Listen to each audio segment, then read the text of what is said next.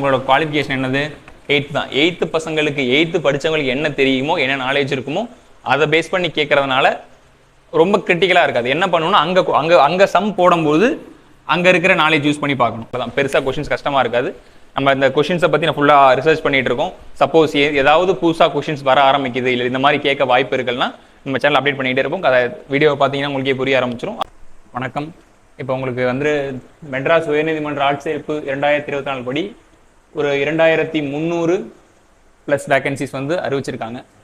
அந்த 2300 plus vacancies படி நம்ம என்ன பண்ணோம் அப்படின்னா, நிறைய சிலபஸ் இருக்குது. தமிழ் இருக்குது, தமிழுக்கு அப்புறம் பொது அறிவு, அப்புறம் திறனறிவு, மனக்கணக்கு, நுண்ணறிவுன்னு சொல்லிட்டு நிறைய டாபிக்ஸ் கொடுத்துருக்காங்க. அந்த திறனறிவு, மனக்கணக்கு, நுண்ணறிவு என்னென்ன இருக்குன்னா, சுருக்குதல்னு ஒன்று இருக்குது, HCF, LCM, விழுக்காடு, விகிதம் மற்றும் விகிதாச்சாரம், தனிவட்டி, கூட்டு வட்டி, பரப்பு கொள்ளளவு, காலம் மற்றும் வேலை, புதிர்கள், காரணவியல்ல உங்களுக்கு 4 வகையான காரணவியல் இருக்கு. எண் எழுத்து காரணவியல், காட்சி காரணவியல், தர்க்க காரணவியல், எண் வரிசை. ஆனா சிலபஸ் இது அப்படியே உங்களுக்கு என்ன அப்படின்னா, இது குரூப் 4ஓட மென்டல் எபிலிட்டி சிலபஸ்.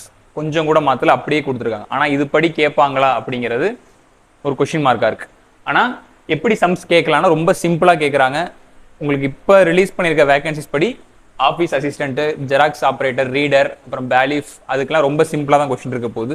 மற்றபடி இருக்க சானிடரி ஒர்க்கர்ஸ், டிரைவர்ஸ்க்கெல்லாம் இன்னும் ரொம்ப சிம்பிளாக இருக்கும். அதனால இந்த சிலபஸ் படி தான் கொஸ்டின்ஸ் வருமா அப்படிங்கிறது ஒரு கேள்விக்குறி தான். இருந்தாலும் இது தயாராகிடலாம். அப்படிங்கும்போது முதல்ல சுருக்குதல்ங்கிறது ரொம்ப பேசிக்காக இருக்கும்.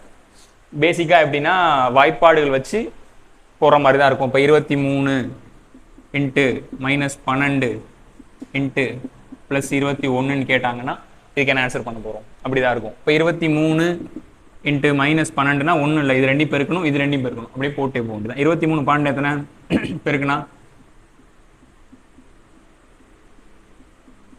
-276 வரப்போகுது.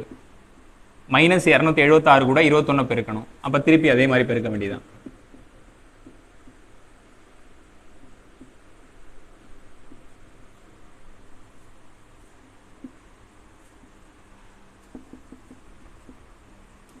இந்த மாதிரி நார்மல் கொஷின்ஸை ரொம்ப அதிகமாக கேட்பாங்க. ரொம்ப டஃப்பாலாம் வராது. இது நீ எங்கெங்கெல்லாம் படிக்கலாம் அப்படின்னா 6th maths, 7th maths, 8th maths, அவ்வளோதான். உங்களுக்கான இதுக்கான அதிகபட்ச உச்சபட்ச வந்து உங்களுக்கான கல்வி தகுதி 8th தான். அப்படிங்கும்போது உங்களுக்கு என்ன படிக்கிறீங்க அப்படின்னா 6th maths, 7th maths, 8th maths 3 படித்தா போதும். வேறு எதுவும் படிக்க தேவையில்ல. இந்த 3 புக்லையும், இந்த 3 ஸ்டாண்டர்ட் புக்லையும் உங்களுக்கு என்னென்ன டாபிக்ஸ் இருக்குது, சுருக்குதல் எங்கெங்கே இருக்குது, HCF, LCM எங்கே இருக்குது, விழுக்காடு எங்கே இருக்குது, விகிதம் விகிதாச்சாரம் எங்கே இருக்குது, தனிவட்டி கூட்டு வட்டி எங்கே இருக்குது, எல்லாத்தையும் பார்த்துக்கிட்டு சிலபஸ் மட்டும் நீங்கள் கவர் பண்ணால் போதும். பெருசாக இதுலேருந்து நீங்கள் எஃபர்ட் போட்டு படிக்கணும் அப்படிங்கிற இதில் நீங்கள் மற்ற பொது அறிவுகளுக்குமே இந்த தமிழுக்கும் நீங்கள் ரொம்ப எஃபர்ட் போட்டு படித்தா போதும். மேக்ஸ் ஒரு நார்மலாக பார்த்துக்கிட்டா போதும். இப்போ இதில் நிறைய கொஸ்டின்ஸ் கேட்டிருக்காங்க. அந்த கொஸ்டின் மாடலாக ஒன்று பார்த்தோம்னா உங்களுக்கு ஒரு ஐடியா கிடைக்குன்னு நினைக்கிறேன். இப்போ இந்த கொஸ்டின் என்ன கேட்டிருக்காங்கன்னா, மிகப்பெரிய 6 இலக்க எண் இருக்கும், மிக சிறிய 6 இலக்க எண் இருக்கும், இல்லை வித்தியாசம் கேட்குறாங்க. 6 இலக்க எண்ணா என்னது? மொத்தம் 6 டிஜிட்ஸ் இருக்கணும், அதான் 6 இலக்க எண்.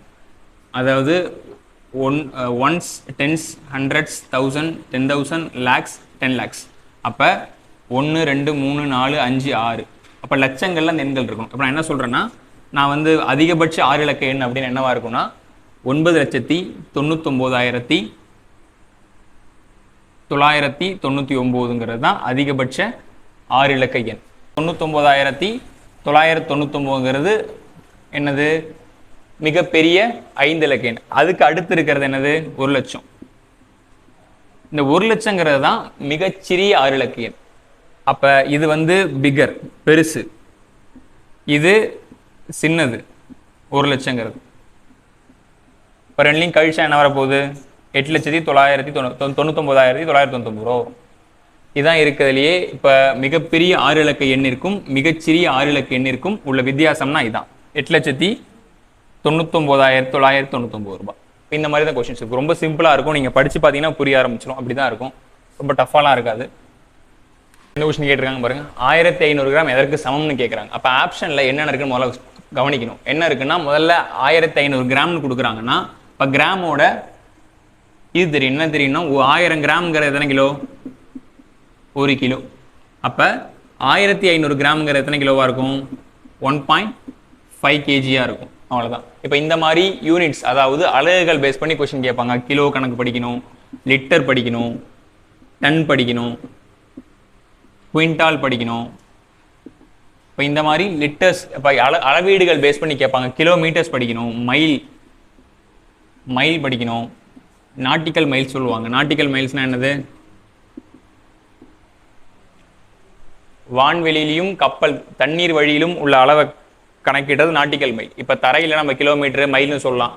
ஆனால் வான்வெளி ஏரோப்ளைனில் போகும்போதும் இல்லை ஷிப்பில் போகும்போது எப்படி கணக்கு பண்ணுவாங்கன்னா நாட்டிக்கல் மைல்னு சொல்லுவாங்க. இதுக்கான அளவீடுகள் மாறுபடும், இதெல்லாம் பார்த்துக்கணும். நெக்ஸ்ட் வந்து ரேஷியோ ப்ரப்போர்ஷன் பேஸ் பண்ணி அதிகமாக கேட்பாங்க. விகிதம் மற்றும் விகிதாச்சாரம் கேட்டாங்க அப்படின்னா ரொம்ப சிம்பிளாக எழுதலாம். இப்போ என்ன கேட்குறாங்கன்னா 10 கிலோவுக்கும் 100 கிராமுக்கும் 10 கிலோவுக்கும் 100 கிராமுக்கும் உள்ள ரேஷியோ கேட்டாங்கன்னா முதல்ல ரெண்டுத்தையும் முதல்ல 1 கிராமா மாற்றணும், இல்லை கிலோகிராமா மாற்றணும். நான் என்ன பண்ணுறேன், 2 கிராமா மாற்றிக்கிறேன். இப்போ 10 கிலோங்கிறது 1 கிலோங்கிறது எத்தனை கிராம்? 1000 கிராம். அப்போ 1000தோட பெருக்கிக்கணும். இது 100 கிராம்னே இருக்கும். அப்போ 0 கேன்சல் ஆகிடும். அப்போ 100:1 ஆன்சர் வரும். இப்படி தான் கேட்பாங்க. ரொம்ப கஷ்டமாலாம் வராது, ரொம்ப சிம்பிளாக வரும். ரொம்ப சிம்பிளாக வரும்னா உங்களால் கண்டிப்பாக ஆன்சர் பண்ணக்கூடிய அளவுக்கு தான் வரும். நீங்கள் அந்த இடத்த போயிட்டு நான் இதுக்காக தனியாக ரொம்ப சிறந்தது படிக்கணும் அப்படிலாம் தேவையில்ல. நீங்கள் 6th 7th 8th இந்த 3 புக்கை நீங்கள் திருப்பி அதில் கேட்குற சம்ஸை நீங்கள் சால்வ் பண்ணி ஒர்க் அவுட் பண்ணி பார்த்தாலே ரொம்ப ஈஸியாக இருக்கும், ரொம்ப கஷ்டமாலாம் இருக்காது. அதே மாதிரி மணி நேரங்கள் கணக்கிடப்படுறது. அப்போ மணி நேரங்கள்னால் ஒன்று AM இன்னொன்று PM இருக்கும். 12 மணி நேரம் AM, 12 மணி நேரம் PM. எங்கேருந்து ஆரம்பிக்குது, எங்கே முடியுது? இப்போ சப்போஸ் கேட்கலாம், ஒரு பஸ் வந்து ஒரு டைமில் ஒரு இடத்துலேருந்து இத்தனை மணிக்கு எடுக்கிறாங்க. இப்போ இங்கேருந்து இப்போ மதுரையிலேருந்து சென்னைக்கு போகிறதுக்கு மதுரையிலேருந்து நைட்டு 10 மணிக்கு 10 PM பஸ் எடுக்கிறாங்க. அந்த பஸ்ஸு மறுநாள் காலையில் 8 மணிக்கு போய் சேருது அப்படின்னு சொல்கிறாங்கன்னா பயண நேரம் எவ்வளோன்னு கேட்பாங்க. பயண நேரம் எப்படி இருக்கும்? 10 மணி. அப்போ 11, 12, 1, 2, 3, 4, 5, 6, 7. அப்போ திருப்பி 11, 12, 1, 2, 3, 4, 5, 6, 7. 7 மணி நேரம் 10 மணி நேரம் ட்ராவல் பண்ணுறாங்க. 10 hours ட்ராவல் பண்ணி சென்னை போய் ரீச் ஆகி. இந்த மாதிரி தான் கொஸ்டின்ஸ் இருக்கும். ரொம்ப பெருசாலாம் கஷ்டமாலாம் இருக்காது. அதே மாதிரி LCM HCF கேட்டாங்கன்னா ரொம்ப சிம்பிளாக இருக்கும். ரொம்ப அல்ஜிப்ரிக் யூஸ் பண்ணி அளவுக்கு போகிற அளவுக்கு கஷ்டமாக இருக்காது. ஏன்னா உங்களோட குவாலிஃபிகேஷன் என்னது? 8th தான். 8th பசங்களுக்கு 8th படித்தவங்களுக்கு என்ன தெரியுமோ, என்ன நாலேஜ் இருக்குமோ அதை பேஸ் பண்ணி கேட்கறதுனால ரொம்ப கிரிட்டிக்கலாக இருக்காது. என்ன பண்ணணும்னா அங்கே சம் போடும்போது அங்கே இருக்கிற நாலேஜ் யூஸ் பண்ணி பார்க்கணும், அவ்வளோதான். ரொம்ப பெருசாக கஷ்டமாலாம் இருக்காது. இப்போ வேறு மாதிரி சம்ஸ் கேட்டாங்கன்னா தர்க்க காரணிகள் கேட்பாங்க. எப்படி கேட்பாங்கன்னா இப்போ ஏங்கிறது 1 எடுத்துக்கிறேன், ஜிங்கிறத நான் என்ன எடுக்கிறேன், சாரி ஈங்கிறத நான் 5ன்னு எடுக்கிறேன். அப்போ ஓங்கிறத நான் 15ன்னு எடுக்கிறேன்னா இப்படி கொடுத்துட்டு டீங்கிறது என்னவா இருக்கும் அப்படின்னு கேட்பாங்க. இப்போ ஏனா 1, ஈனா 5, ஓ 15, டி என்னவா இருக்கும் நீங்களே யோசிக்கணும். அப்போ ஏங்கிறதுக்கு 1ன்னு கொடுக்குறாங்க. முதல் எழுத்து ஏவா இருக்கும் ஆல்பபெட்டில், அப்போ 1. அடுத்து ஈங்கிற எழுத்து 5வது, ABCD 5வது எழுத்து இ. 15வது எழுத்து ஓனா டி எத்தனாவது எழுத்தா இருக்கும்?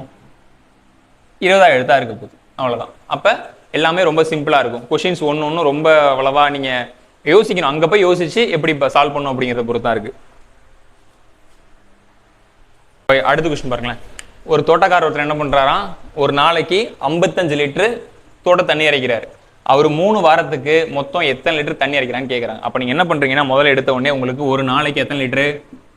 55 லிட்டரு. இப்போ 3 வாரம் எத்தனை நாள் இருக்கும்? 21 வாரம். அப்போ என்ன பண்ண போகிறோம்? 21ஓட 55 பெருக்க போகிறோம், அவ்வளோதான். அப்போ என்ன வரும்? 1155 லிட்டர் அவர் இறைக்கிறாருன்னு அர்த்தம். இந்த மாதிரி தான் இருக்கும். பெருக்கிறது, கூட்டுறது, கழிக்கிறது, உங்களுக்கான அறிவை பயன்படுத்துறது, அவ்வளோதான். பெருசாக கொஷின்ஸ் கஷ்டமாக இருக்காது. நம்ம இந்த கொஷின்ஸை பற்றி நான் ஃபுல்லாக ரிசர்ச் பண்ணிட்டு இருக்கோம். சப்போஸ் ஏதாவது புதுசாக கொஷின்ஸ் வர ஆரம்பிக்குது, இல்லை இந்த மாதிரி கேட்க வாய்ப்பு இருக்குன்னா நம்ம சேனல் அப்டேட் பண்ணிகிட்டே இருப்போம். அதை வீடியோவை பார்த்தீங்கன்னா உங்களுக்கே புரிய ஆரம்பிச்சிடும். அதனால் இப்போ இந்த டாபிக்ஸை பேஸ் பண்ணி பேசிக் லெவலில் சம்ஸ் இப்படி தான் இருக்கும். நெக்ஸ்ட் லெவலில் இன்டர்மீடியட் லெவலில் எப்படி போங்கிறத அடுத்த வீடியோவில் பார்க்கலாம். ஓகேங்களா? தேங்க்யூ.